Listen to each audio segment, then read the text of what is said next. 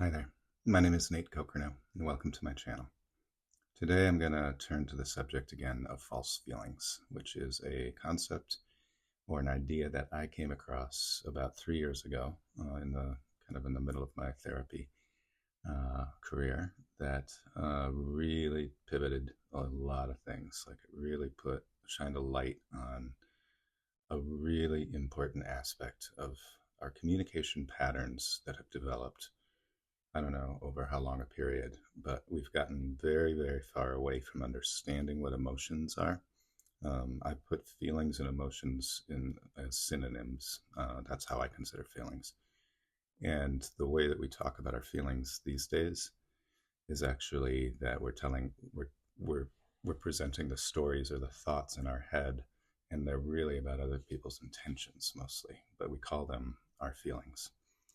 So I'm going to start by just reading this description that I got 3 years ago of what false feelings are, and I'll give you a few examples. False feelings are thoughts masquerading as feelings. These impostors interpret the actions of others as the cause of one's discomfort, while core feelings are always underneath the reactions. It is often easier to blame someone than to take responsibility for our own core feelings and stay with ourselves with love. This is not only the key to conscious, compassionate communication, but it is at the heart of self-love, healing, and empowerment. And empowerment is an element of this that I will get back to because this is really what I want to talk about today. But here's some examples that you'll find very familiar, probably from your discourse with people around you. These are all not feelings, these are thoughts. Abandoned, abused, attacked, betrayed, bullied, cheated, ignored, intimidated, manipulated, neglected, rejected, rushed, unappreciated, used. So do you see that the common theme in these is that they all are actually about other people and their feelings or intentions?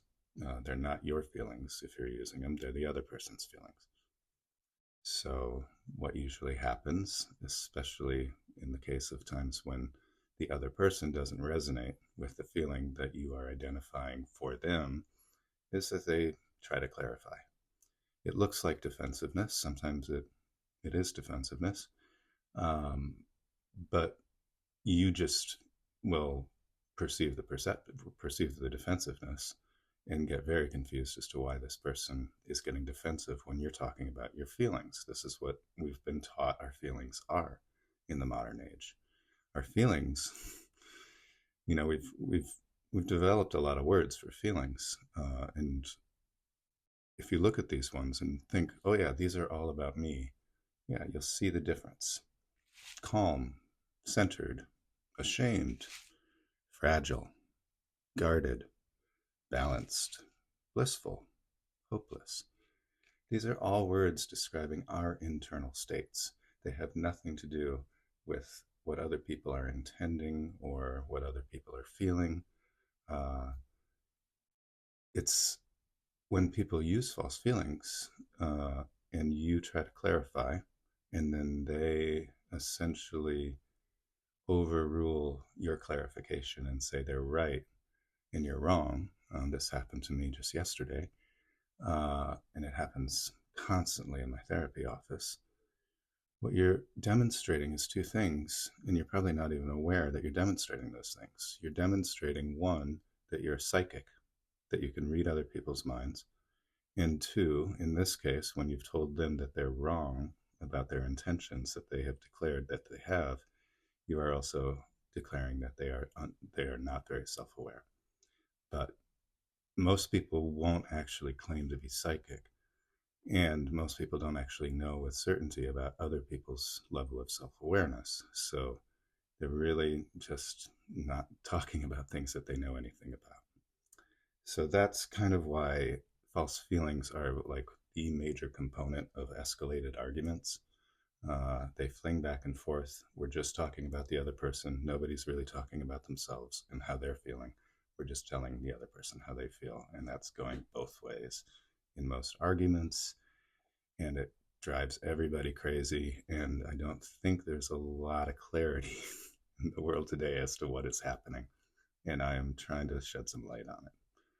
But here's the core of it, this last sentence. But it is at the heart of self-love, healing, and empowerment.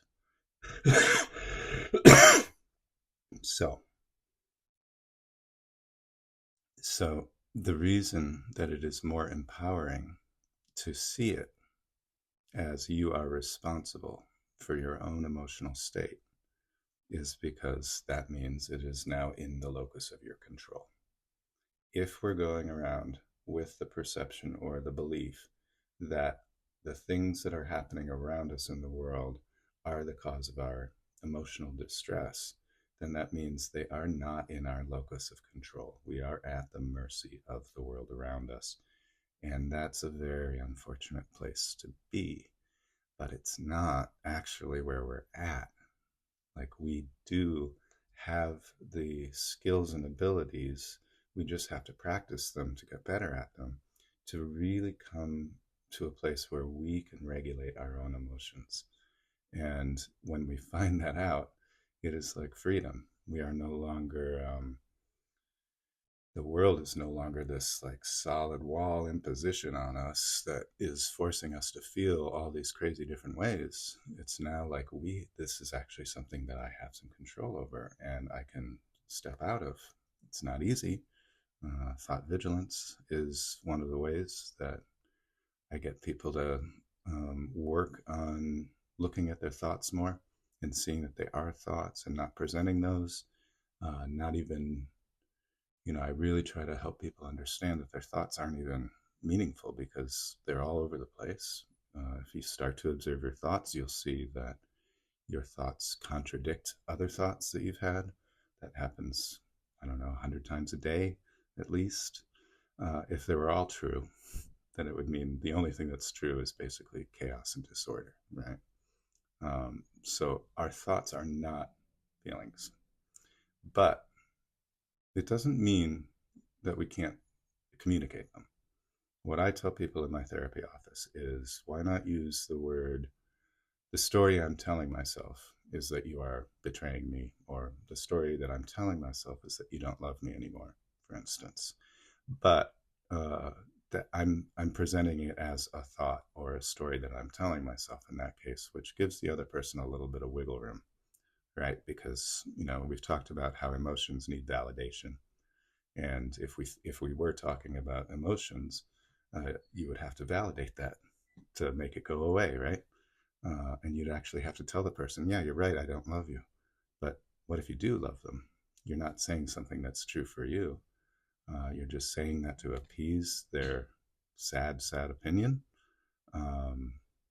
instead of clarifying and correcting that opinion. If you do, in fact, love them, that's what you would want to do, right?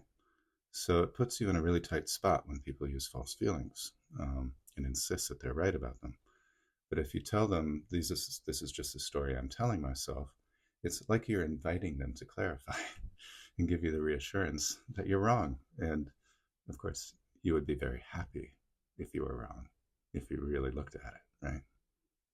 So this is something that we just need to start becoming aware of that we're doing. It's so ingrained that even though today, for 3 years, I've been every day of my life basically talking to people about false feelings and explaining what they are, I still use them all the time because they are really just like baked into the lexicon of our modern day use of the English language right now. You can watch any movie, you'll see some false feelings flying around. Politics, you'll see the Republicans are always just talking about what the Democrats want to do to everybody, and the Democrats, if they get up to the podium, they're all just talking about what the Republicans want to do.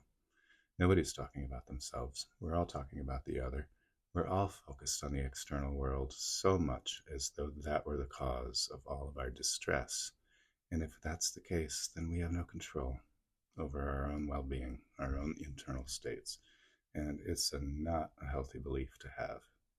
So try to really focus on when you're presenting them and just try to change the language a little bit and say, yeah, so the story I'm telling myself is that you don't love me anymore. And then get to the feeling. What would be the feeling underneath that? Well, I guess maybe I feel unlovable. What does that mean? I feel unworthy. Yeah, that's where it all comes down to. Most of our emotions, the negative ones, they all come down to guilt or unworthiness in the end. And that's the kind of thing that when we share it with somebody else, they usually feel compassion, empathy, and they really want to correct it. They want to correct our false perception or our false feeling that we are, well, that's not a false feeling. It is a false feeling in a different way, as in that it's simply not true that you are unworthy. But a lot of people feel unworthy. I think I'll leave it there. Okay. So have a wonderful day, full of miracles and blessings, and I will see you next time. Bye for now.